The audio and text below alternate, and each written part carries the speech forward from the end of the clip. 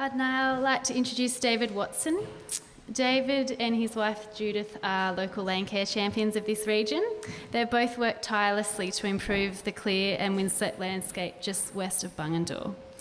The landscape now at Millpost is dominated by trees planted over the past few decades. 15 kilometres of windbreaks and woodlots that join remnant vegetation to form wildlife corridors, while sheltering stock, wildlife and pasture from the summer winds and winter gales. David, would you like to come up?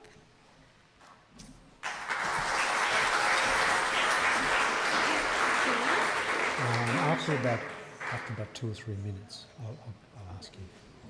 All right. Thank you, Beck. Good afternoon, everyone.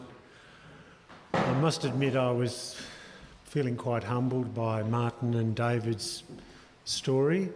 I spent most of the time desperately trying to think what I was going to say I could make it more significant than it actually is. I haven't been to David's farm, but my son Harry went there as a student, and when he got back I said, "Oh, how was it? What's it like?" And Harry said, "Oh, it's very impressive. He's got 2 Mercedes in the garage."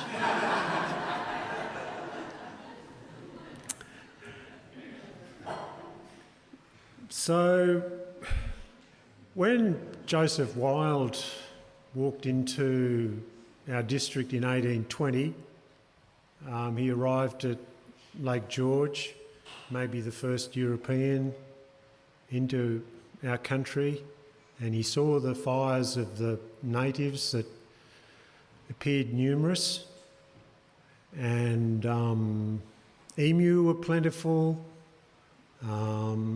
There were swans, geese, ducks of all different varieties. Really, our country was magnificent in 1820. And it's taken us less than 200 years to degrade it pretty seriously. It didn't take long at all, really. By the 1860s, we were losing hundreds of tonnes of soil per acre, massive gullying. We overcleared it, the sheep and the cattle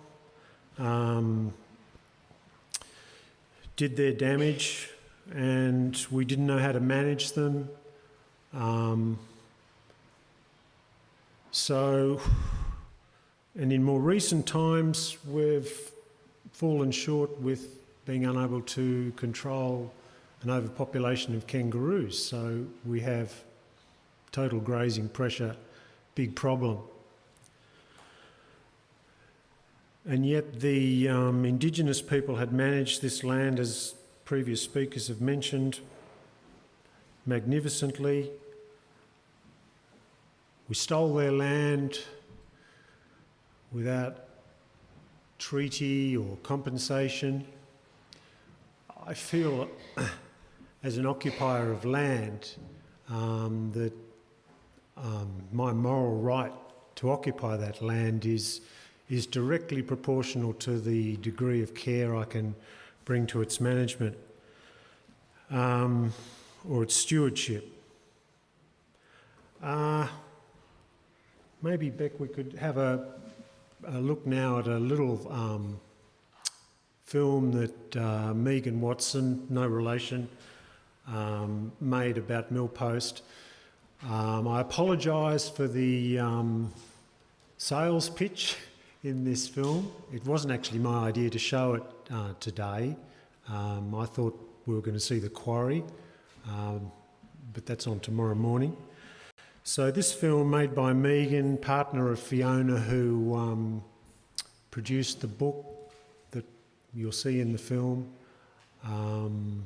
If we have a look at that, it'll save me introducing you to Millpost.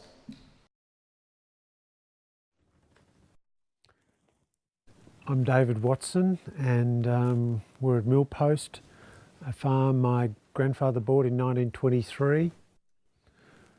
Millpost was and is a grazing property, mainly for sheep.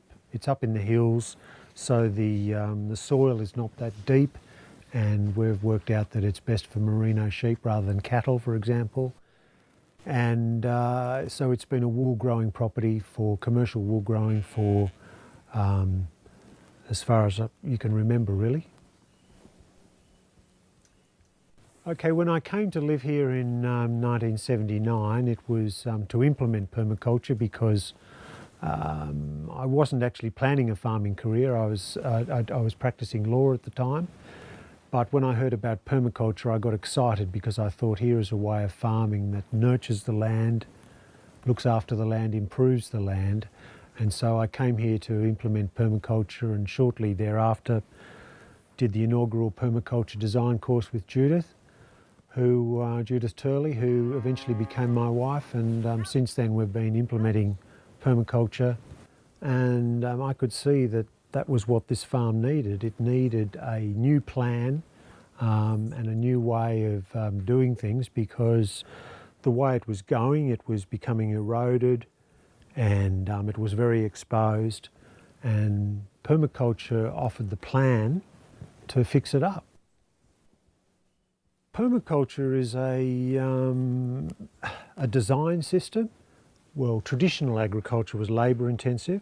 Conventional industrial agriculture is fossil fuel intensive, and permaculture is information and design intensive. Yeah, thinking all the time about how to improve things, but not just with a truckload of fertiliser. It's a low input system, permaculture, and so we're trying to work with nature. It's a good news story, permaculture at Millpost, because it's been successful. It's helped our farm survive, and we've been able to implement a permaculture design which David Holmgren had produced for us in 1994, largely revegetating the property so that all the paddocks are sheltered and with some shade. And also around the house we've built up a food system. So that's a big part of the permaculture system, being self-reliant in food. And so what we have now is a kind of a mosaic of all different paddocks with different revegetation, the farm laid out according to land type rather than just a linear rectangular pattern, which was how it was in 1979. Yes, well, the yarn business has only been going for 12 months or so, and it's turning, at this stage, a small proportion of our wool clip into yarn for knitters. Instead of watching our wool disappear onto the world market, the global commodity market, and never seeing it again, we are now getting a portion of our wool back as beautifully dyed, spun product that we can hold and wear and enjoy. So this book, this is the record that we've just written of our time at Millpost from 1979. The book has got at least a dozen lessons learned. And what I worked out was that you'd only have to avoid one of those mistakes that we made and you would pay for the book, $30. The book's available through our Millpost Merino website, and also in the Bungendore Bank, and more recently it's now in the National Library and National Library Bookshop and paper chain. So it's becoming reasonably easy to find. And like I said, permaculture has really helped Millpost, and so we've decided to write it down in case other farmers or people would like to learn about what we've done, and because there is plenty of scope for permaculture to be implemented on broad-scale farms throughout Australia.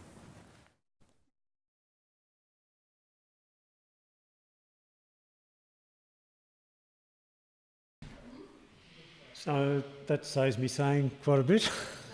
I can move on to tell you a little bit in detail about David and Martin have covered the soil and the pasture, a little bit more in depth about trees on Millpost. When Judith and I went to Stanley to do that inaugural permaculture course, the thing that I took away that impressed me most with that course was learning that permaculture is actually a way of thinking that's deeply rooted in ecology, and the importance of diversity in what you do as opposed to a monoculture is critical, because as conditions change, and they are changing with global warming, with climate change, the more diversity you have, then the better buffer you have to withstand shocks to the system. So another thing that we're really struggling with is desiccation. Our landscape is drying out, and Charlie Massey talks about this at length in his book and in his latest article in the Griffith Quarterly. Desiccation eventually leads to desert, but the thing that dries the country out, it's not even so much the heat, it's the wind. And so, if we have wet sheep at shearing time, we hope for a windy day, because that's what dries them out. But it dries your country out, and it's something you can do something about. In fact, the first book, which I forgot to bring, I meant to bring, that I wrote, was about windbreaks for Bungendore. And so we have been putting shelter belts all over the farm to stop the country drying out, to shelter the stock as well, but it stays greener through the spring with more shelter.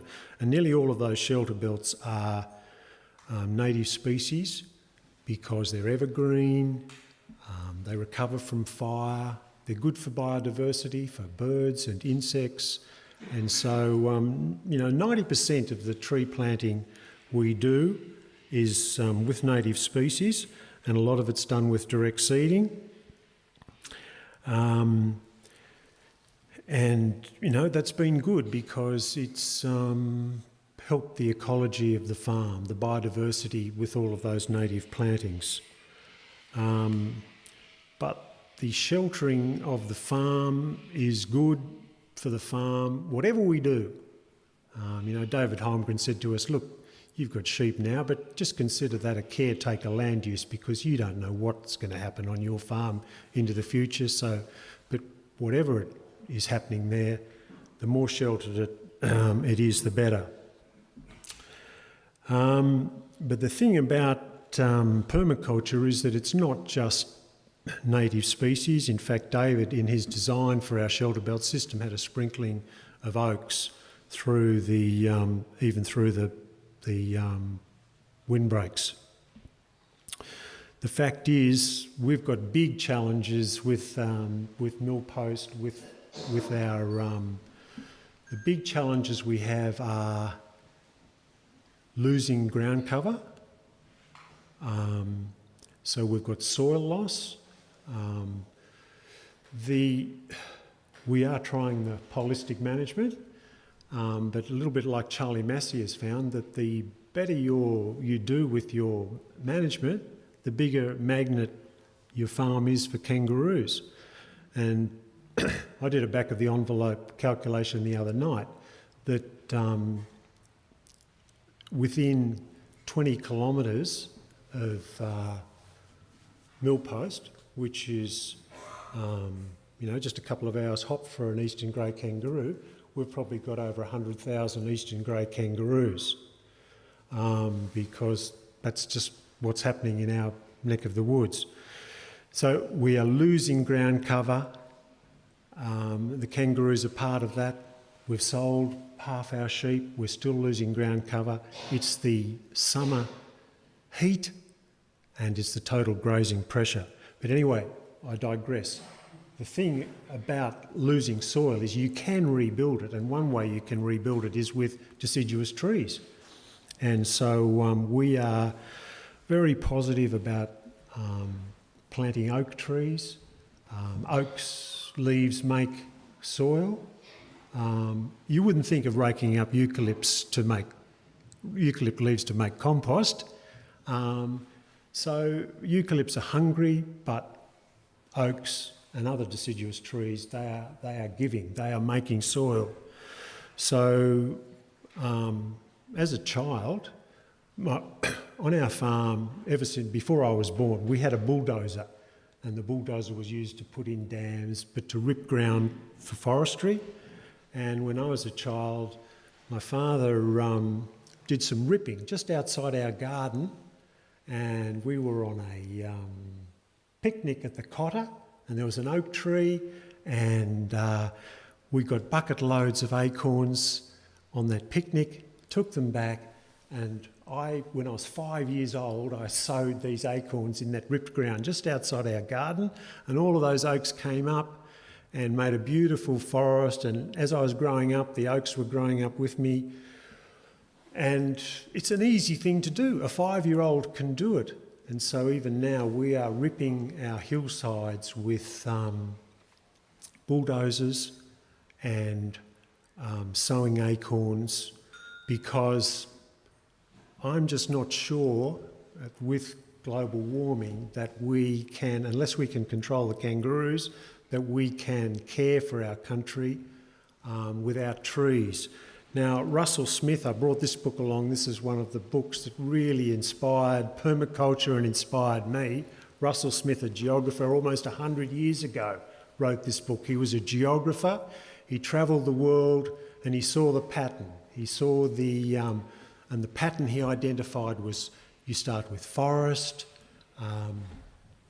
you have a plough, you have a field, and eventually you have a desert. He saw it in the Middle East, he saw it in the Mediterranean, he saw it in every continent.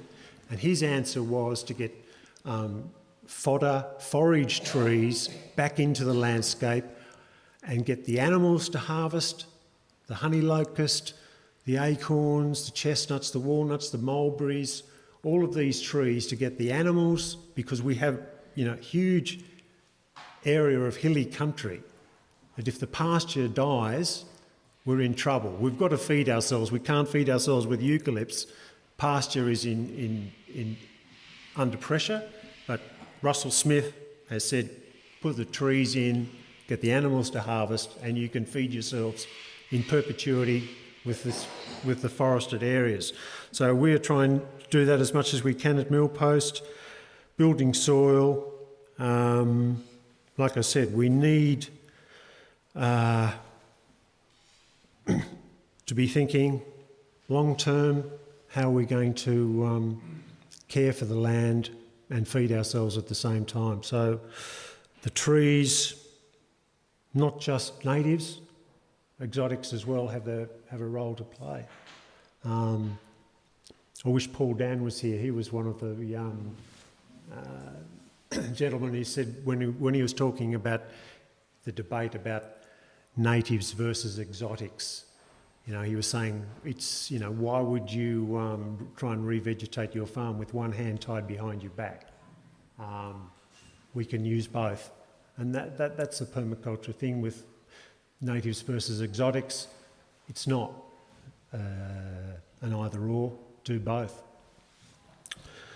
So I'll just finish up, mention I am planning a Millpost tour at the Harvest Festival Sunday after Easter.